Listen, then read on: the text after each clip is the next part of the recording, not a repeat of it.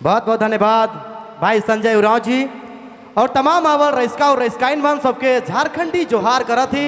चलो वाइस कर पढ़ा यात्रा भाई नितेश कच्छप जी आवल हैं और एक पसंद वाला गीत कर साथ देखो जी अपन आवाज से दिल्ली मुंबई गोवा कलकत्ता के हिलाई दिला है। बारी होवी पेड़ों करी पावन धरती में अपन बेहतरीन आवाज और अंदाज से सबके झूमेले नाचेले बेकरार बेताब करे कर एक बार चाहूंगा एक बार प्यार से तालियां हो जाए भाई नितेश के लिए एक बार तालियां।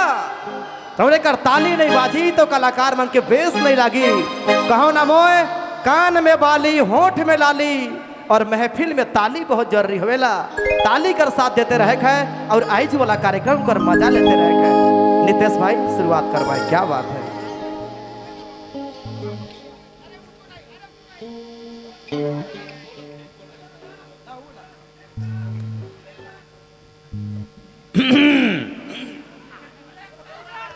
और मारिन जमे जमे नागपुरी जोहर।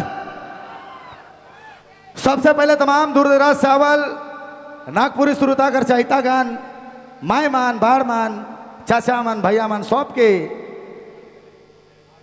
पढ़ा यात्रा समिति पढ़ा यात्रा महोत्सव कर हार्दिक हार्दिक बधाई, बहुत सारा शुभकामनाएं। और अवल तमाम गोतिया मेहमान मंच सम उपस्थित गोतिया मान सबके इस ऐतिहासिक पढ़ा यात्रा कर हमें बहुत बहुत बधाई दिला। आदरणीय गुरुजी हमरे कर दोनों धरोहर पद्मश्री मुकुंद नायक जी और मधु मंसूरी जी दोनों मौजूद हैं। हमें बहुत खुशी महसूस करी ऐसा गौरवित समय में जब हमें स्टेज में हमें कोई मुकाबला न खे। गुरुजी मन हमरे के तो पैदा कर रहे हैं, हमें पोसल बढ़ल सुगा जैसा नहीं मैना नहीं रही, लेकिन ऐसा मंच में जब महान हस्ती जे हमके लागेला राष्ट्रीय स्तर कर कलाकार में गिनते आवे ना दोनों गुरुजी संगे हैं, ये बड़ा खुशी कर बात है। इकर सामने प्रस्तुति अगर गाना के करना ये बहुत बहुत बेस्ट बात है और हमारे लगे नहीं बहुत खुशी कर बात है। एक गुरुजी कर गीत के हमें गुरुजी कर गीत कर एक ठो हमें सुनाई जाती है, उकर बाद हमें मन अपने वाला स्टाइल तो है ये है, लेकिन बात जब यात्रा पढ़ा यात्रा कर है तो यात्रा तरह से कुछ गीत हो तो बहुत बढ़िया है। चलो हमें कोशिश करब एक कैसन गीत है जे गुरुजी मन कर बनाल है और आज ये हमरे कर गीत के हमरे कर युवा पीढ़ी के बताए अति आवश्यक है। ये गीत के हमें मन और पवन पंकज म्यूजिकल ग्रुप एक कोनो नाम छुपल न खे अंतर्राष्ट्रीय लेवल में हमके लागेला पवन पंकज कर नाम अगर ले ले आदमी जाना ना कि बारिडी कर super duper block blaster super duper hit कलाकार में गिनते हुए ना। चलो हमें वो गीत सुनाते ठेठ गीत सुनाते। धन्यवाद। प्रेम से बोलो सरना माता की जय सरना। धन्यवाद।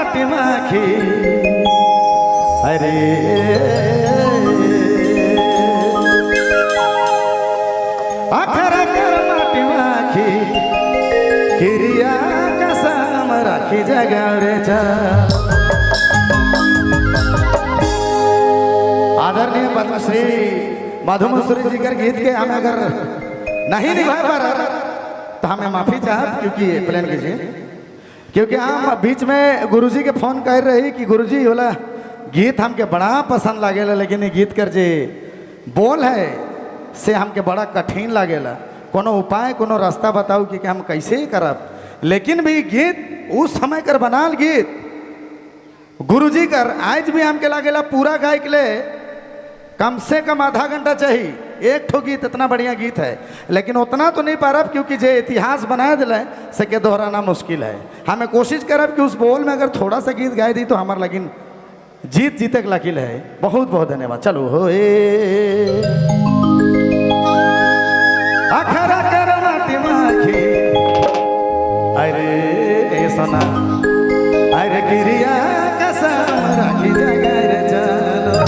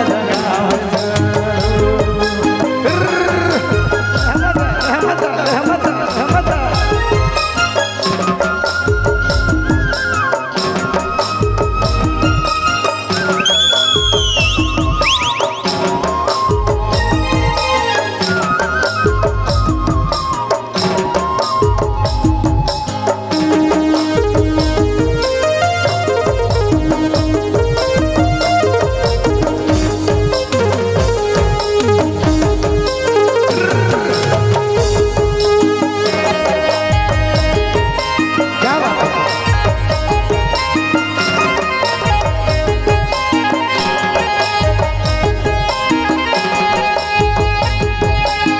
अब बैठो जोरा जोरे,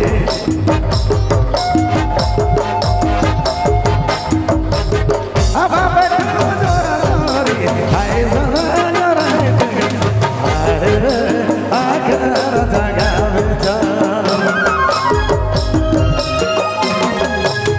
अब बैठो जोरा जोरे, अरे बजाए बजा बेचारो। गावे गावे अखरानी लागे, अखरानी लागे, अरे अखरा जगा बेचारो। गावे गावे अखरानी लागे, अखरानी लागे, अरे अखरा जगा बेचारो, अखरा जगा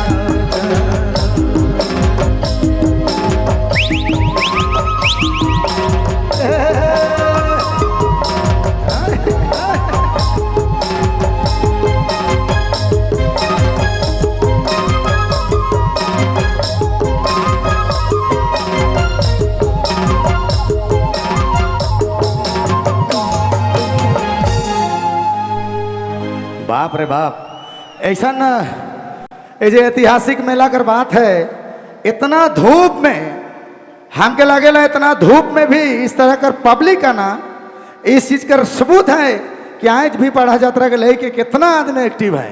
60वां पढ़ा यात्रा हमें मन मना थी और इतना धूप में भी दादा मन नाचा था 2-3 को। ये बहुत खुशी कर बात है। एक बार इनकर लगिन ताली बजाए दो, एक बार जोरदार ताली बजाए दो।